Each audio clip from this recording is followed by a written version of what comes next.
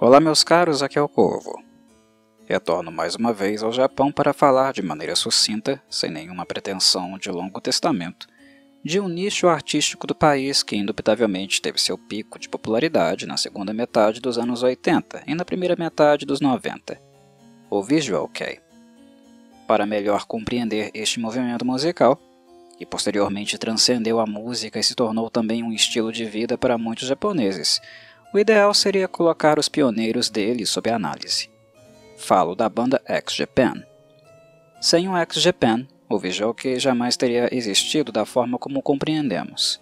Suas diretrizes musicais e também estéticas derivam principalmente das contribuições deixadas pelo guitarrista Hideto Matsumoto, mais conhecido como Hide, para a cena musical japonesa.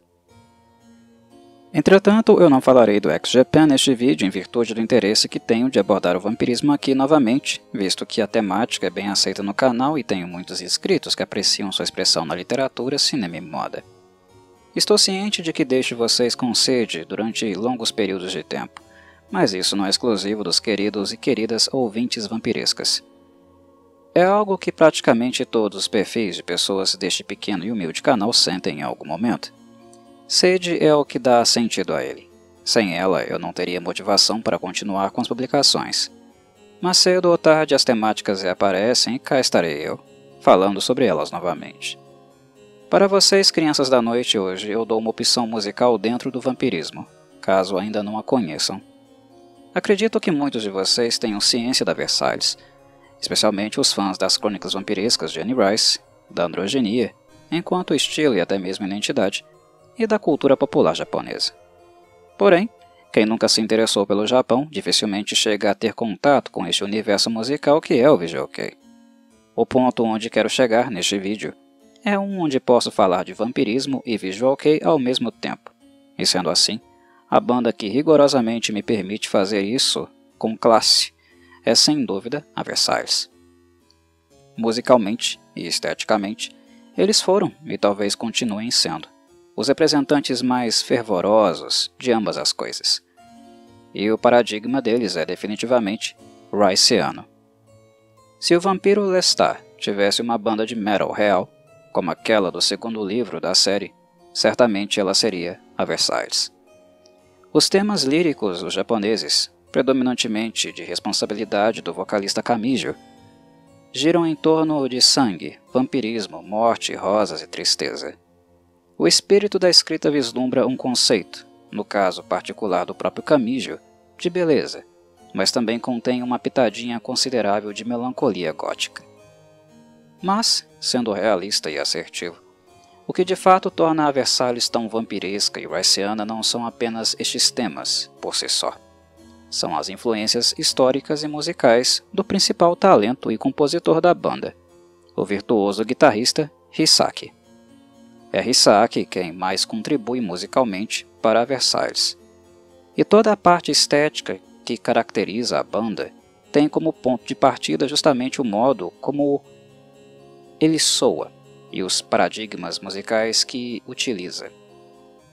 É a música que dá o ponto de partida para o modo que eles vão se vestir, se expressar dentro do Visual Kei e o tipo de personagens que representarão no palco. Neste sentido, são as influências musicais de Hisaki que organizam e inspiram também o aspecto teatral e andrógeno da Versalhes. Quando a banda apresentou seu primeiro single, Revenant Choir, eles não tinham total consciência do que fariam nos trabalhos seguintes, musicalmente falando. Foi um processo de descoberta. Mesmo que os membros fossem experientes e conhecidos de longa data dentro da cena, deste nicho cultural que é o Visual Kei, o conceito da Versalhes era particularmente novo para todos eles. Embora a formação original da banda contasse com membros que já tinham trabalhado com Hisaki na carreira solo dele, na Hisaki Grace Project, o estilo de Kamijo e suas pretensões musicais não eram semelhantes às deles. Eles tinham muito mais afinidade com o metal, e não com o pop, como o Kamijo. E o encontro entre o clubinho do Hisaki com o Kamijo não necessariamente era algo que eles sabiam no que ia dar de antemão. Kamijo queria uma banda com guitarras gêmeas, mas não tinha uma ideia muito conclusiva do que isso poderia significar. A música Revenant Choir foi o ponto de partida para que eles entendessem musicalmente e também visualmente para onde a Versailles poderia ir, qual seria sua identidade dentro do movimento Visual Kei. Neste sentido, as influências musicais de Hisaki e sua autoimagem, aquilo que o deixa mais confortável em termos de moda, exerceu um papel importante no conceito original, pois, como eu falei, e novamente grifo, é a música que define o que é a Versailles. E, inclusive, visualmente. Palavras do próprio Kamijo. E neste departamento, o principal compositor é Hisaki. É ele quem escreve a maioria das músicas, enquanto Kamijo fica com a parte lírica. Falarei mais sobre isso adiante, mas de maneira não tão aprofundada, visto que previamente, na playlist do Melodic Corvidae, eu apresentei Hisaki quando resenhei sobre um de seus álbuns instrumentais, chamado Rosário. Consultem-na, caso queiram aprofundar no assunto. Mas bem, o que aproxima a Versailles do vampirismo royciano é Hisaki, e não o fato deles escreverem letras sobre isso. Seria uma forma muito simplória de abordar a questão achar que apenas alguns versos caracterizam uma banda como vampiresca. A questão aqui é que Hisaki tem gostos pessoais muito semelhantes aos de Annie Rice. Se ele tem consciência disso, não sei dizer ao certo. Annie Rice eu duvido que saiba da existência da Versailles, ou que goste de metal. Mas é interessante notar como algumas similaridades em comum podem nos influenciar mesmo quando somos tão diferentes da pessoa que nos influenciou. No que diz respeito a Hisaki, ele se interessa mais por música e moda do que por qualquer outra coisa. Mas o paralelo entre ele e o vampirismo royciano pode ser perfeitamente traçado. O ponto de encontro está certamente no estilo rococó, que ambos adoram. É algo que observamos nas vestimentas dos membros da Versailles, e que de certa forma é também remanescente no estilo dos vampiros de Annie Rice. O rococó, também conhecido como barroco tardio, foi a referência estética de grande parte da Europa por no mínimo 3 décadas do século XVIII, mesma época cronológica onde a obra de Annie Rice tem o seu pontapé inicial. O tipo de vampirismo da autora, o gosto pela arte da época, o que inclui guarda-roupa e música, é exatamente o que inspira Hisaki. Em termos de moda, as vestes se caracterizam por um estilo nobre, palaciano e solene, que mistura hedonismo com delicadeza, sensualidade com graciosidade. O tal conceito de beleza da banda tão pregado por Kamijo, que chama a si mesmo, os membros da banda e seus fãs de Descendentes da Rosa, um termo cunhado por sinal na música Revenant Choir, compartilha destes mesmos princípios. Mas a música é o ponto de partida, certo? Então não podemos perder este aspecto de vista. Quando falei sobre Hisaki no vídeo que fiz, sobre o álbum Rosário, mencionei de forma categórica o quanto ele foi influenciado por música clássica. É um estilo de música que ele afirma ter se interessado desde pequeno, e em termos históricos, é também a música barroca aquela que mais teve impacto sobre ele.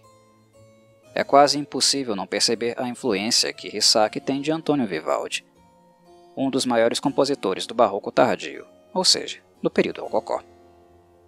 Tudo se encaixa, percebem?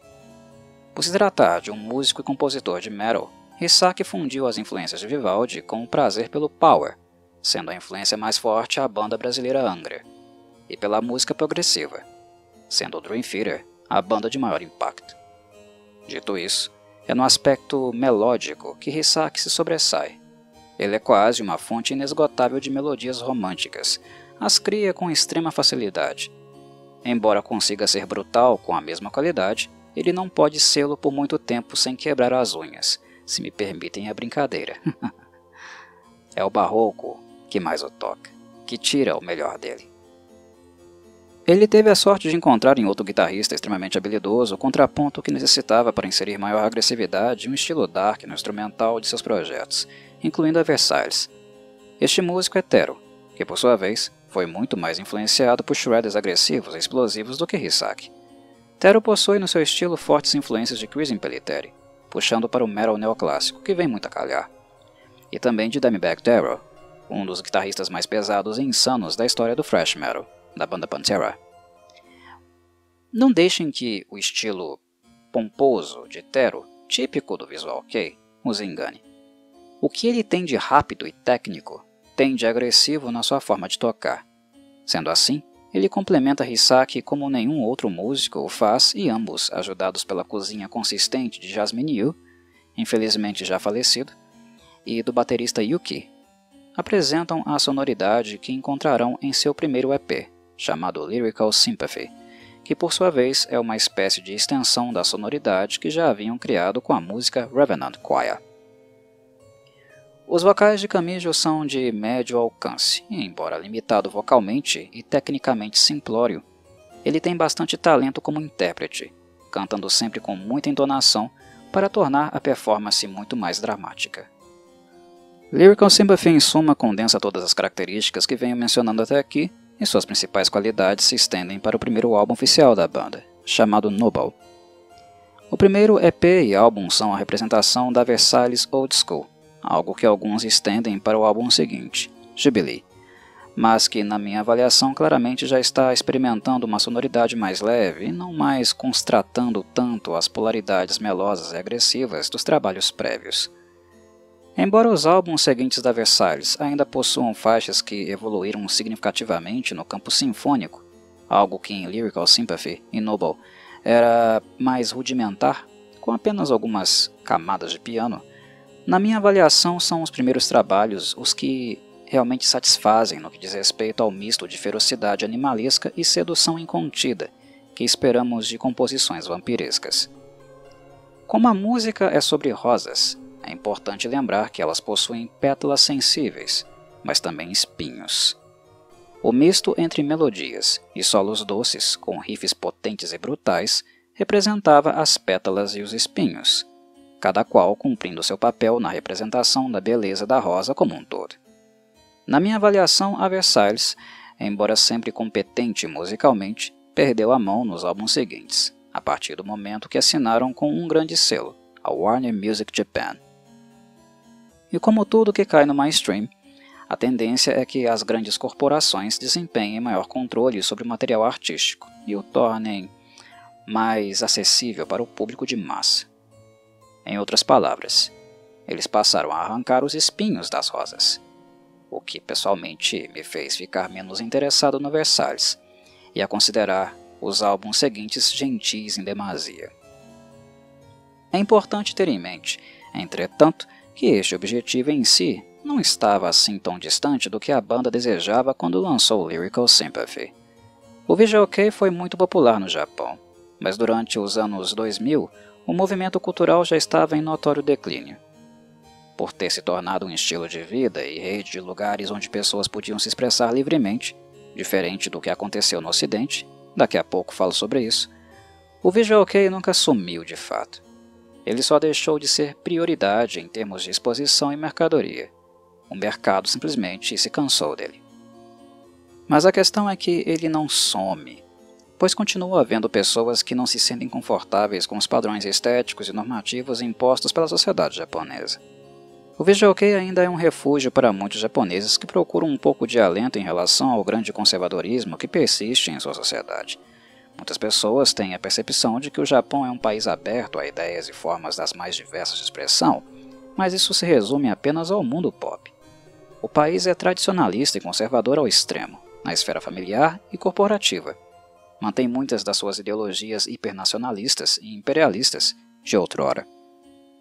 Neste sentido, o Visual Kei e a necessidade das pessoas se vestirem como quiserem, se expressarem como quiserem, estarem com quem quiserem, continua sendo um porto seguro para muitos até hoje. Ele deixou de ser um movimento pop, mas continua sendo um lugar de pertença. A Versailles tinha o objetivo ousado de divulgar o Visual Kei para o mundo e sempre se esforçou desde o primeiro EP, o Lyrical Sympathy, para cumprir este objetivo. Tentou o máximo que pôde, pelo menos até entrar em hiato. E avalio que eles tiveram considerável sucesso na empreitada. Encartes com traduções em inglês, não muito boas, mas que demonstravam um esforço que a maioria das bandas não faz, os recados e comunicações no site oficial também em inglês, o esforço para fazer turnês na Europa, América Latina e Estados Unidos, Tudo isso sempre esteve em pauta e dentro de suas realizações. Embora o inglês de Kamijo seja um dos mais sofríveis que vocês irão ouvir de um vocalista de metal japonês, bem, pelo menos ele tentava. E sim, o inglês de Kamijo é tão horrível, que não soa nem inglês e menos ainda o inglês de sotaque japonês. Eu disse tudo isso até aqui para concluir que, embora a direção musical tenha perdido os espinhos, digamos que ela não foi assim tão forçada. Se ela fez bem a banda, deixe para que os fãs da mesma julguem. Particularmente, um músico que aprecio na Versailles é o Hisaki. Não sou perito em visual kei e nem acredito ser a pessoa mais indicada para fazer tal julgamento. Mas, embora os álbuns seguintes tenham músicas suntuosas como God Palace, Method of Inheritance e Faith and Decision, é sempre para o Lyrical Sympathy e o Noble que eu retorno quando quero ouvir algo deles. Para músicas como Beast of Desire e The Love from a Dead Orchestra, para citar duas deste primeiro EP. É como eu mencionei anteriormente, aqui a rosa tem espinhos, perfura a carne, ao mesmo tempo em que exala perfume. E aí reside a essência do verdadeiro vampirismo contemporâneo. Para fechar, eu não poderia deixar de dizer algumas coisas elementares sobre o Visual Kei, para que algumas pessoas não julguem o movimento sem uma compreensão minimamente factual do que ele seja. Mencionei o X-Japan e Hide previamente, certo? Como uma das bandas de rock mais famosas da história do Japão, o X-Japan sofreu influência muito grande da década onde ela surgiu, os anos 80. Músicos como Hide e Yoshiki foram muito influenciados pelo que era feito no Ocidente, principalmente nos Estados Unidos. E o que havia por aqui, meus caros? Isso mesmo, o glam rock. O glam e o shock rock por muito tempo andaram lado a lado, mas nos anos 80 a indústria definiu o glam como seu estilo preferido. Bandas novas surgiram, com roupas altamente afeminadas e incontáveis latas de spray usadas nos cabelos. Mas notem que aqui, no Ocidente, isso não se verificava necessariamente como uma representação estética nascida da cultura popular. Era a imagem, um tipo de música e moda vendida como a ideal pela MTV e pelas gravadoras. Quem não entrasse na dança não teria divulgação alguma. Era na coerção que a coisa acontecia mesmo. Isso levou a praticamente 95% das bandas clássicas do rock, tanto americanas quanto europeias, a aderirem ao glam e criarem imagens de si totalmente pomposas, inclusive escrevendo músicas mais acessíveis, piegas e chicletes para se manterem em evidência, terem seus videoclipes sendo transmitidos na TV aberta. Ou seja, por aqui, tudo foi muito artificial. Se o X-Japan popularizou o glam no Japão, lá a coisa foi bem diferente. Começou o glam, mas terminou Visual Kei. Se a música glam era acessível e medíocre no Ocidente, a maioria tinha como base um hard rock de poucos acordes e estrutura verso-refrão solo. No Japão, a música do Visual Kei flertou com a música clássica e o gênero progressivo. Ela prezava por erudição, um retorno aos séculos anteriores, inclusive no guarda-roupa. A concepção de beleza da cena japonesa pressupunha algo artisticamente elevado, e neste sentido, ao mesmo tempo em que encontramos bandas com aparência extremamente exótica e nada convencionais, dificilmente poderemos dizer que os músicos das mesmas são medíocres tecnicamente falando. Quem não sabia tocar não durava muito na cena Visual Kei. Você tinha que ser bom, até porque a cena Visual Kei se transformou num espaço de autoafirmação. Para todos aqueles que eram marginalizados e não se sentiam à vontade com os padrões e normas sociais, exibir suas capacidades artísticas de forma elevada, seja no rock, metal, pop, nas artes plásticas e todos os campos em que o visual entrava em cheio, que o Visual Kei conseguiu penetrar, isto era uma questão de orgulho, fazer bem feito. Afinal, grande parte dessas pessoas eram muito diminuídas no dia a dia. Então seus heróis eram realmente guitar heroes, digamos assim, como Hisaki é. Devido a este caráter identitário, e não apenas de adesão à moda, Enquanto o glam desapareceu completamente no Ocidente, e hoje é lembrado apenas como uma das eras mais constrangedoras da história da música, no Japão o visual kei ainda sobrevive. Bem menor, mas sobrevive. Porque lá a coisa não se resumiu a uma modinha, trend de momento, mas lugar de reafirmação e pertença. Quando foi muito popular, grande parte da população jovem aderiu e abandonou depois. Mas aqueles que não se encaixavam nos padrões sociais e estéticos da sociedade japonesa encontrou no visual kei um refúgio, e dele não mais saiu.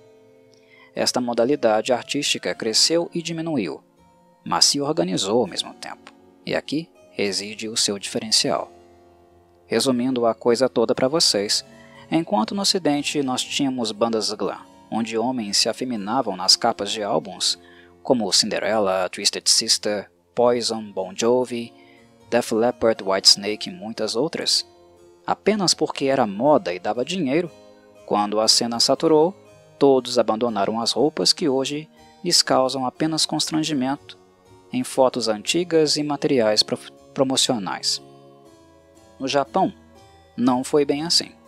No visual kei, os japoneses encontraram um lugar para se vestir e se expressar como sempre quiseram, e até aquele momento nunca haviam tido uma oportunidade legítima sem repressão de fazê-lo.